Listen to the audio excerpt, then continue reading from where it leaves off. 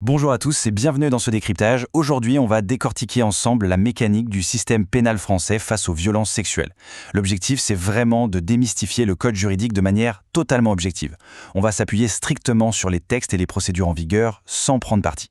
Allez, on plonge directement dans le vif du sujet pour comprendre comment le droit aborde ces situations qui sont, par nature, extrêmement complexes. Voici notre feuille de route. D'abord, on va poser le cadre légal du consentement. Ensuite, on identifiera les acteurs de l'infraction. Puis, on regardera l'enquête et les preuves, le parcours procédural, pour enfin terminer sur l'évolution de la justice face à tous ces enjeux.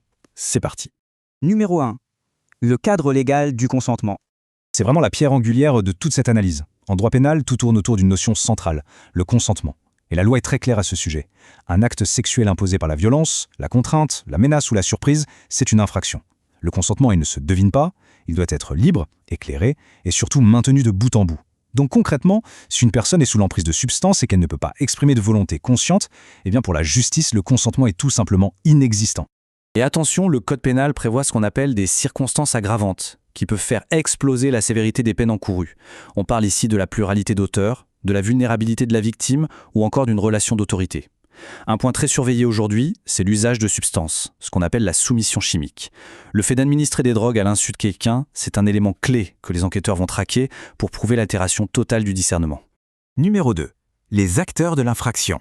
Alors qui est responsable de quoi face à la loi ? En France, la responsabilité pénale, c'est du sur-mesure. Chacun répond de ses propres actes. Mais la justice va faire une distinction au scalpel. D'un côté, il y a l'auteur ou le co-auteur, c'est celui qui commet directement les actes. De l'autre, le complice. C'est un peu comme pour un braquage. Celui qui fournit les plans ou fait le guet, il est complice. Son rôle matériel est différent, d'accord ? Mais la loi le punit avec exactement la même sévérité pour avoir facilité l'infraction. L'enquête va donc vraiment décortiquer l'intention et le niveau de participation précis de chaque individu. Numéro 3. L'enquête et les preuves. Bon, une fois qu'on a posé la théorie, il faut passer au terrain. Et là, c'est le grand défi. Comment est-ce qu'on prouve légalement l'absence de consentement ? Comment on apporte des preuves tangibles devant un tribunal pour des actes qui se déroulent souvent à huis clos dans la sphère la plus intime ? Eh bien, très souvent, la réponse, on l'a dans nos poches. Les téléphones, les ordinateurs, les messageries. Nos empreintes numériques sont devenues de véritables témoins silencieux. Elles sont cruciales pour établir des chronologies implacables ou identifier des co-auteurs. Mais attention, la justice est intraitable sur la forme. La moindre erreur dans la collecte de ces données, le moindre petit accroc aux règles de procédure, et la preuve peut être totalement et définitivement annulée. Ensuite, la médecine légale entre en jeu. Les expertises médicales et toxicologiques sont indispensables. Elles permettent d'identifier formellement un traumatisme ou de prouver la présence de substances psychoactives. Mais il y a un détail absolument fondamental à retenir ici. L'expert n'est pas le juge. La science est là pour éclairer, pour expliquer une altération du jugement par exemple. Mais à la fin des fins, c'est toujours le magistrat qui décide souverainement. Il y a aussi une autre infraction qui vient souvent se greffer à ces dossiers. Et c'est super important. La protection de la vie privée.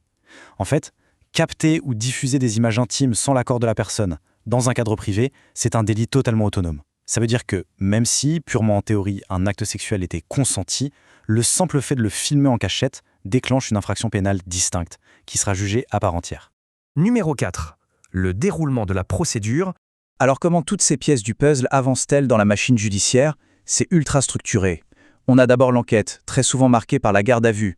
Ensuite, on ouvre régulièrement ce qu'on appelle une information judiciaire. En gros, un juge d'instruction indépendant prend les commandes pour enquêter à la fois à charge et à décharge avant d'arriver au procès. Et ce cadre très rigide, ce n'est pas juste de la bureaucratie. C'est le bouclier absolu qui garantit les droits de la défense et la présomption d'innocence. Numéro 5. L'évolution de la justice. Si on prend un peu de recul pour terminer, on réalise vite que ces procès ultra médiatisés bousculent toute la société. L'institution judiciaire doit jongler avec des enjeux colossaux. Il faut écouter attentivement la parole de la victime tout en exigeant des preuves matérielles irréfutables. Il faut réussir à décrypter des mécanismes invisibles comme l'emprise psychologique tout en restant 100% impartial, sous le feu des projecteurs et bien sûr en garantissant la présomption d'innocence. C'est un exercice d'équilibriste permanent.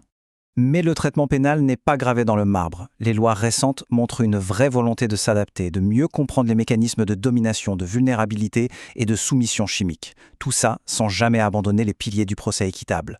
Du coup, la vraie question vertigineuse qui se pose pour l'avenir, c'est de savoir jusqu'où la procédure pénale pourra épouser les contours complexes de la psychologie humaine sans jamais perdre sa rigueur et son objectivité absolue. On vous laisse y réfléchir.